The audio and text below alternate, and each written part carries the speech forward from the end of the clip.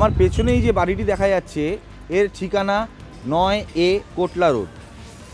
আর কয়েকদিন পরেই অর্থাৎ 15ই জানুয়ারি এই ভবনটির নামকরণ করা হবে ইন্দিরা ভবন, যা হতে চলেছে কংগ্রেসের নতুন সদর দপ্তর। হ্যাঁ, ঠিকই শুনেছেন, ঐতিহ্যপূর্ণ 24 আকবর রোড ছেড়ে কংগ্রেসের সদর দপ্তর উঠে আসবে এই ঠিকানাতেই।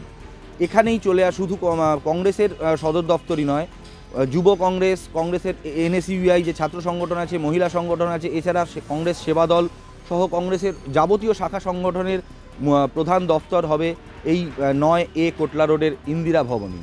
7-এর দশকে যখন ইন্দিরা কংগ্রেস তৈরি হয়েছিল সেই সময় থেকেই মূলত 24 আকবর রোডের বাড়িতেই চলে এসেছে কংগ্রেসের যাবতীয় কর্মকাণ্ড। পুরনো ভবন ছেড়ে দীনদয়াল উপাধ্যায় মার্গের নতুন ভবন তৈরি করেছে বিজেপি, যা আমাদের এই রাস্তার ঠিক পেছনের রাস্তাটির নামই হচ্ছে দীনদয়াল উপাধ্যায় মার্গ। সেখানেই রয়েছে বিজেপির সদর দফতর, আম আদমি পার্টির সদর দফতর।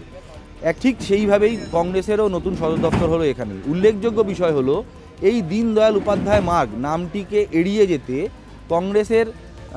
কংগ্রেস হাইকমান্ড ঠিক করেছে তারা তাদের এই ভবনের প্রধান ফটক দীনদয়াল উপাধ্যায় মার্গের দিকে না করে এই কোটলা রোডের দিকের ঠিকানাকে অবলম্বন করেই করবেন। আগামী 15ই জানুয়ারি থেকে কংগ্রেসের যাবতীয় কর্মকাণ্ড 24 আকবর রোডের বদলে উঠে আসবে 9A কোটলা রোডের এই ঠিকানাতেই। এখানেই প্রশ্ন, তাহলে কি হবে আকবর রোডের বাড়ির ভূমিকা?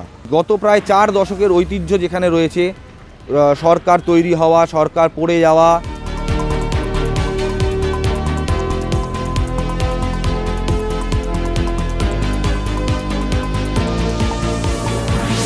কি হবে সেই 24 আকবর রোডের যে বাংলোটি রয়েছে তার ভবিষ্যৎ? তাহলে কি কংগ্রেস সেই বাংলো ছেড়ে দেবে, নাকি বিজেপি যেভাবে এখনও তাদের পুরনো যে বাংলোটি খালি করে দিলেও বা পুরনো বাংলো থেকে নতুন ভবনে শিফট করে গেলেও সেই ভবন এখনও ছাড়েনি, ঠিক সেভাবেই 24 আকবর রোডটিকেও কংগ্রেস তাদের দখলেই রেখে দেবে?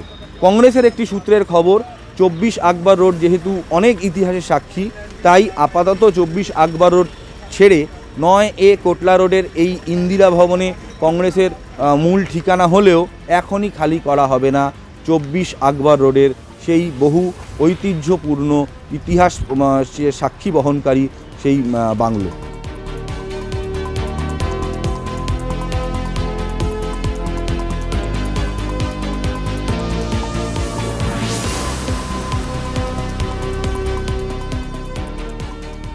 এই সব প্রশ্নের উত্তর খুঁজবো আমরা, এই সব বিভিন্ন যে দিক উঠে আসবে সেগুলো আমরা তুলে ধরবো সংবাদ প্রতিদিন .in-এর দর্শকদের।